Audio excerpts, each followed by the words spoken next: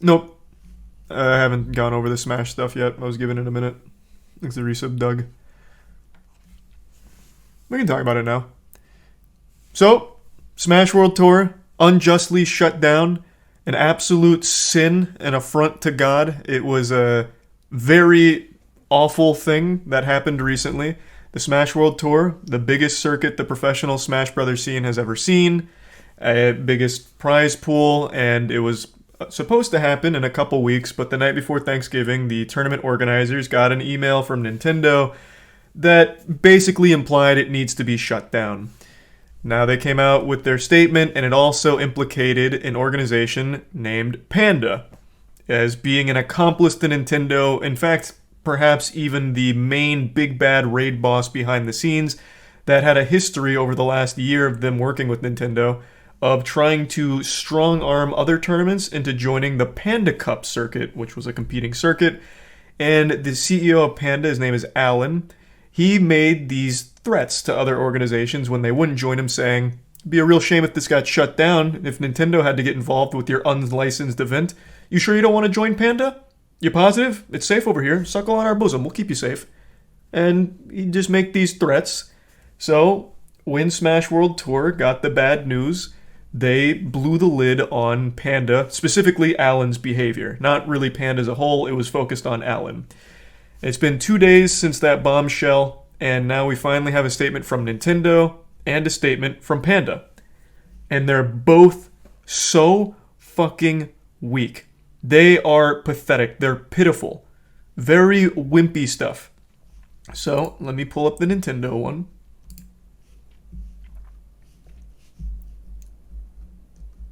Okay. They basically keep saying that what they did is they didn't accept their license. They said that they didn't meet the criteria for their health and safety regulations, which is so weird. Like the health and safety rules they were saying Smash World Tour didn't meet, so they couldn't grant a license for. And I have to wonder what that means. Like, what are the health and safety things? Like, they provide a venue, they provide everything a human being needs to survive, except, like, bulletproof vests, I guess, just in case things get rowdy. Like, I don't know what they expect. It's not like Panda Cup does anything special in that regard. So it seems like a bunch of fucking nonsense. Because of COVID or something? Well, even then, that still wouldn't work. If I remember correctly, when we watched the Panda Cup, that one of the big Panda Cup ones is when Moisty Esports took first, second, and third. Aaron ended up winning. I'm pretty sure they didn't even require masks. So it couldn't be COVID related because Panda Cup I don't think had masks. Let me double check though. I might be wrong. It's been a while. Let's see.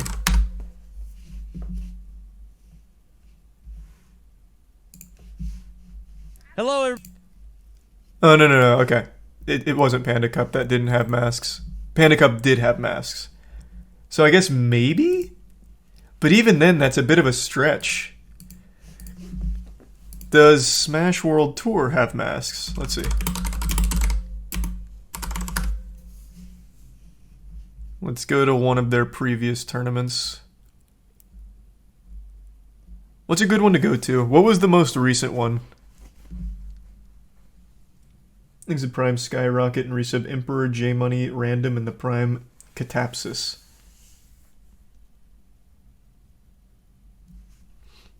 Was Apex part of the Smash World Tour? I can't recall.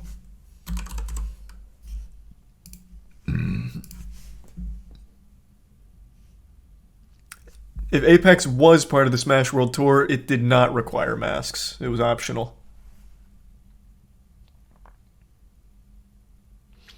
Low Tide City was Panda and did not have a mask mandate.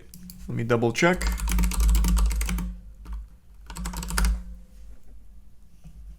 Oh, I actually went to this one in person. I wore a mask. This was back in Jesus. What was this, May? No, it looks like they're still mostly wearing masks, but you're right, it wasn't required. This was an optional mask one.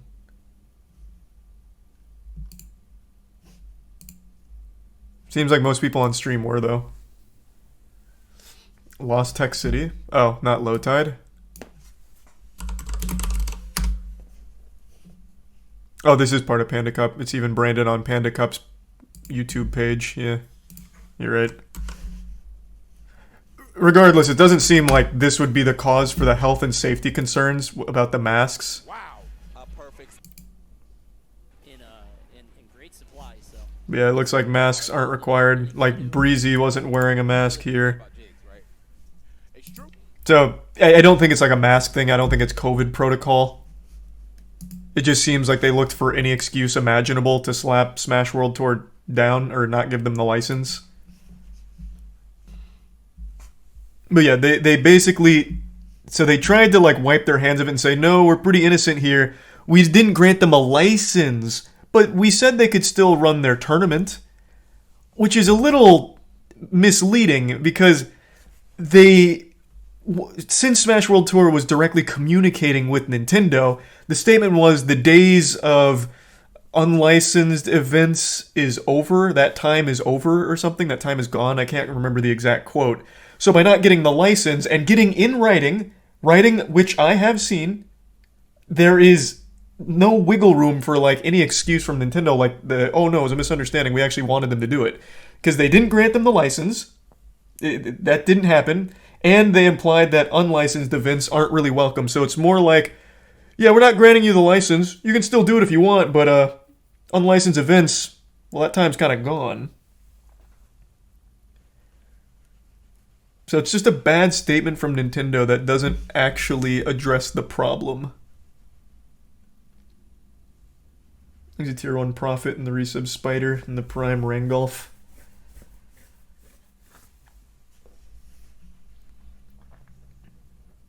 And also, this is the biggest load of dog shit I've seen all day.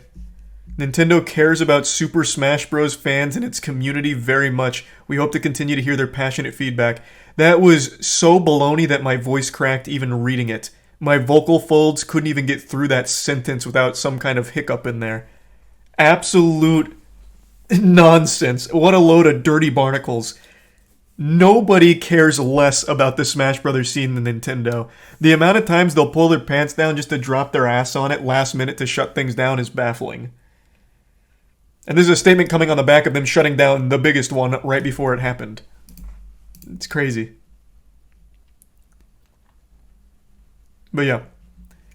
The statement boils down to Nintendo saying, it was a misunderstanding. We didn't grant them a license for 2022 or 2023, which is a weird thing to say because Smash World Tour didn't ask for a license for 2023. They didn't submit an application for that. So this is truly coming out of nowhere. And then they said that they verbally let them know that they weren't requiring they cancel the finals because of the impact it would have on the players. Which is not exactly faithful to the events because they made the statement verbally that the days of unlicensed events or whatever, that time is gone. So by declining their license for 2022, the implication is, okay, so we can't do this. You're going to shut our shit down. Which is how this all happened. So it's just not a very strong statement from Nintendo. It doesn't really shed light on anything other than their incompetence and inability to work with the community or clearly convey messages and information. So bad response from Nintendo, but a much worse one from Panda. Where's the Panda statement? Oh, I'm still in this. Here. This Panda one, it would have been better if they actually just printed a blank document with the Panda logo at the bottom. I stole that little comment there from someone down here. I don't want to scroll too far because I saw Council of Cox earlier on Twitter and now I'm a little afraid. Someone edited this and it was just a blank page with this logo and that was a better response. This is so trash. It is so trash. They suck their own dick. They talk about like, oh, you know, we provide the, resources, expertise to help with a lot of majors. We're really community focused. We want to build the best community ever and the best events. And there's no greed on our side. We just want Smash to fuck ass. Like, that's what we want.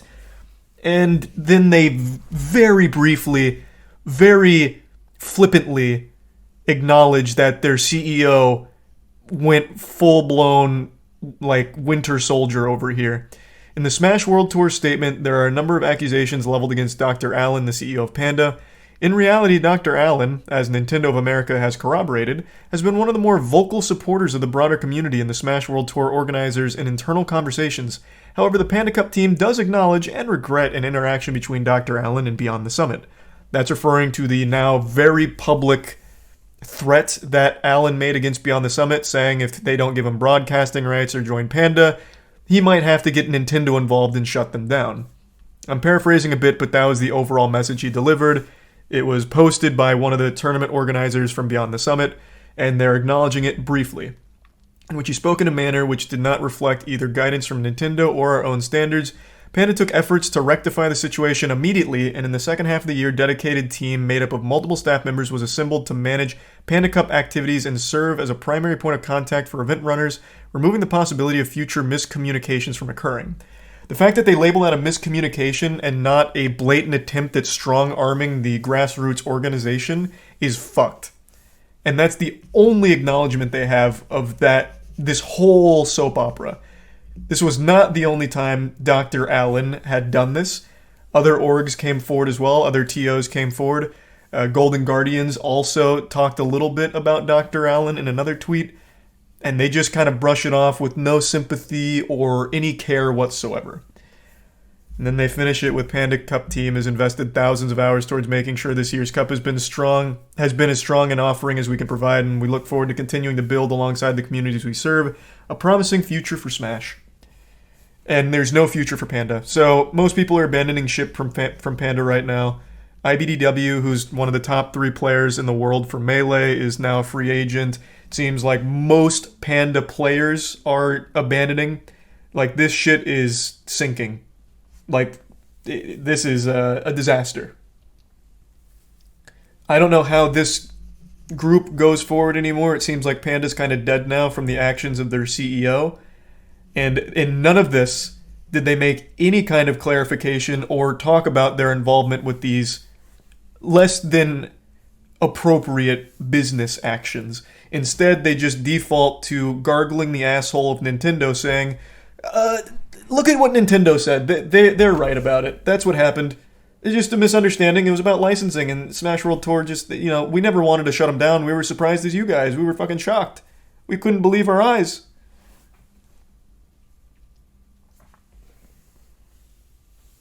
It's just bad. It's a terrible statement. It's an absolutely terrible statement.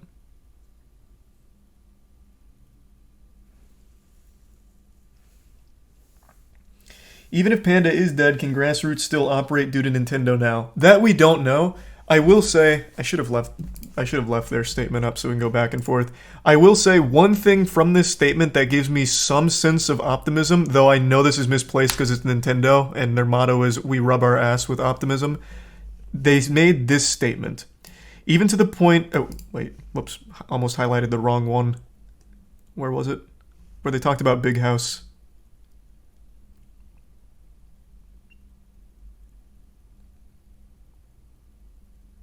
Oh, no, this is about Panda. Where's the one where they... In this statement, they said that they're looking to partner with other orgs as well.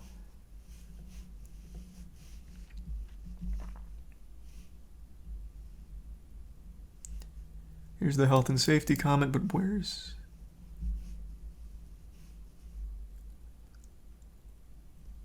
Have I lost my marbles? I thought somewhere in this statement they talked about working with other groups. Did I imagine that? Did I have a wet dream about that or something? Oh, it's the first sentence here. We are open to partnering with other organizations and will continue to offer licensing for major tournaments outside of the Panda Cup. Christ. It was so unbelievable my eyes couldn't even register it when I looked back on it. Yeah, so that statement right there gives me some level of hope that they seem open to working with the community. But that's, of course, just fluff. Until they prove that, I have no reason to put any amount of faith in the statement. That could just be there for some corporate pandering. But who knows? Then why didn't they license Smash World Tour? Exactly. The health and safety concerns of the fans, I suppose. I don't know. It literally means nothing. And they say it's important that the partner adheres to brand and IP guidelines and conducts itself according to professional and organizational best practices. Meanwhile, they partnered with the Smash Bros. Mafia with Alan at Panda Cup. Like it's this is nothing. This doesn't make any sense. If they're open to partnering with other orgs, Smash World Tour was literally the most reliable and most well respected. VGBC has the most goodwill in the entire community. Well, on par with like Summit. Beyond the Summit.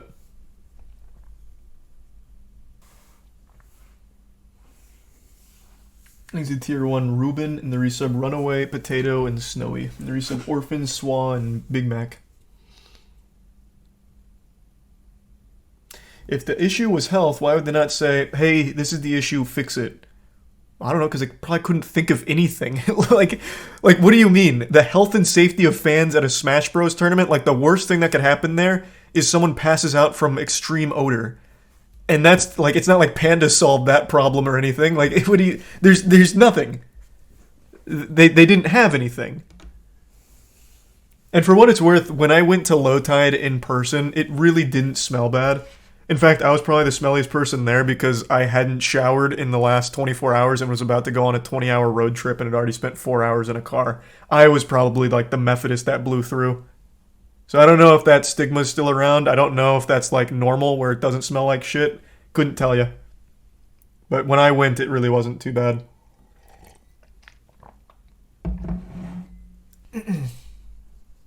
Yeah, the Smash World Tour is canceled, and there's really nothing they could do to like make it happen now. It's way too late. This happened the night before Thanksgiving and only a couple weeks out from the championships. Like, there's no way they could put it on anymore. But that brings us to the next point. Ludwig came in here slinging a little bit of meat. So, Ludwig said in response to the Panda Nintendo lackluster, or in response to the Nintendo and lackluster statement from Panda. I just had a glitch there. In response to Panda and Nintendo's lackluster statements, Ludwig is hosting his own impromptu tournament, hoping to pretty much overshadow Panda, take some wind out of their sails. So he's doing a big prize pool, and he's invited the top 8 from the Smash World Tour rankings. That, of course, includes Light. Unfortunately, Cole is not top 8. I think he's number 10, so he didn't make the invitation, which is a shame. Which he would have for Smash World Tour. But it's still great that he's doing this, regardless. If people drop out, he might be in. I just don't see why anyone would drop out. Everyone's dropping out of the Panda Cup. So I mentioned this the other night, like when this happened. Apparently, Panda had the players sign a contract of intent to compete at the Panda Cup. But, as was revealed this afternoon, those contracts, after being looked at by a lawyer, apparently only mattered for like parcels of land or something. So a lot of other people came forward about Panda and like the behavior. Where was that tweet?